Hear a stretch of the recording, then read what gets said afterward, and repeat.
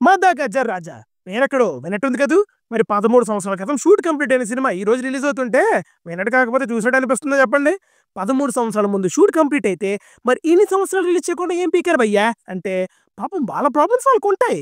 ఇందులో విశాల్, అంజలి అండ్ వరలక్ష్మి శరత్ కుమార్ గారు లీడ్ రోల్స్‌లో చేశారు.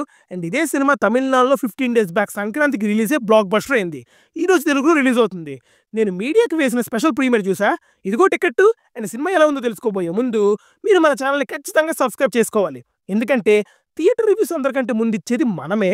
అండ్ అలానే ఓటీటీ రివ్యూస్ కూడా ఇవ్వడానికి ట్రై చేస్తున్నాం. అండ్ ఈ వీడియోకి ఒక 1000 లైక్స్ అయితే అడిగేస్తున్నా. కొట్టేయని చెప్తా. స్టోరీ లైన్ ఏంటంటే రాజా అండ్ తన ఫ్రెండ్స్ చాలా కాలం తర్వాత ఒక పెళ్లిలో కలుస్తారు. అప్పుడు రాజాకి వాళ్ళ ఫ్రెండ్స్‌కి ఉన్న ప్రాబ్లమ్స్ గురించి తెలుస్తుంది. ఆ ప్రాబ్లమ్స్ ఏంటి? విశాల్ వాటిని సాల్వ్ చేసాడా లేదా అనేది main part of the film. Now coming to the positives. Comedy, comedy, comedy. Cinema తీసి 13 సంవత్సరాలు అయినా కూడా అసలు ఏ యాంగిల్‌లోనూ ఓవర్ ది టాప్ కామెడీ లేకుండా మంచి కామెడీ సీన్స్‌తో మనల్ని ఎంటర్‌టైన్ చేయడానికి ట్రై చేశారు. ఎస్పెషల్లీ సంతానం గారు వాడే సింగిల్ ఎలియన్స్‌కి బాగా నవ్వుతాం. తన స్క్రీన్ మీద కనిపించే ప్రతి సీన్‌లో బాగా ఎంటర్‌టైన్ చేశారు. రీసెంట్ టైమ్స్‌లో వచ్చిన క్రింజ్ కామెడీ కంటే ఈ సినిమాలో ఉన్న కామెడీ చాలా బెటర్‌గా అనిపించింది. అక్కడక్కడ కొన్ని బాడీ షేమింగ్ జోక్స్ ఉన్నాయి కానీ మరి భూతద్దం పెట్టి చూసేంత ఓవర్ ది టాప్ అయితే లేవండి. అలా ఒక ఫ్లోలో వెళ్ళిపోతాయి.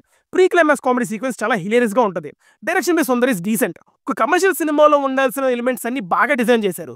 Hero heroine love track, next ఒక సాంగ్, నెక్స్ట్ కామెడీ సీన్స్, మధ్యలో హీరో విలన్ కాన్ఫ్లిక్ట్, ఇలా ఒక టెంప్లెట్‌లో వెళ్ళినా కూడా కొంచెం ఎంటర్‌టైన్ అయితే చేయగలిగారు. BGM by Vijay Antony is okay.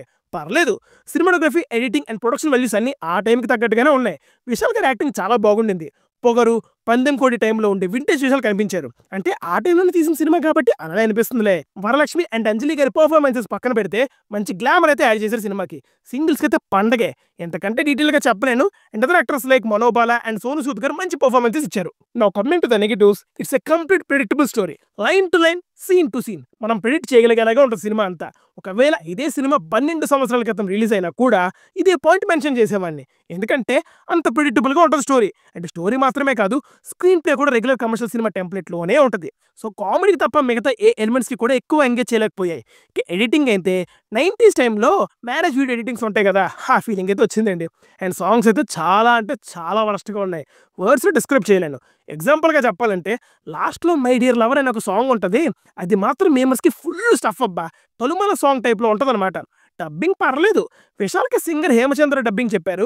కానీ ఒక సీన్‌లో మాత్రం వేరే వాయిస్ వస్తది. మేబీ డబ్బులు ఇవ్వలేదేమో పాపం ఒక్క సీన్‌కి. అండ్ చాలా డైలాగ్స్‌కి లిప్ సింకే ఉండదు. అండ్ నన్ను బాగా డిసప్పాయింట్ చేసిన విషయం ఏంటంటే ఒక పర్ఫెక్ట్ కమర్షియల్ సినిమా పండాలంటే విలన్ క్యారెక్టరైజేషన్ పీక్స్‌లో ఉండాలి. బట్ ఈ సినిమాలో అదే వీక్. విలన్ వచ్చేదే చాలా లేట్ అంటే ఆ క్యారెక్టర్‌ని సరిగ్గా చూపించే సీన్స్ ఒక్కటి కూడా ఉండవండి. And the final verdict cinema పర్లేదు. మీరు రెగ్యులర్ కమర్షియల్ సినిమా ఎంటర్‌టైనర్స్ ఇష్టపడే వాళ్ళైతే ట్రై చేయొచ్చు. 13 ఏళ్ల క్రితం సినిమా కాబట్టి 13 ఏళ్ల క్రితం సినిమాలానే ఉంటది. వెళ్ళే ముందు మన ఛానెల్‌ని సబ్స్క్రైబ్ చేసుకోండి. మళ్ళీ నెక్స్ట్ వీడియోలో కలుద్దాం. Until then signing off team movies for you. By.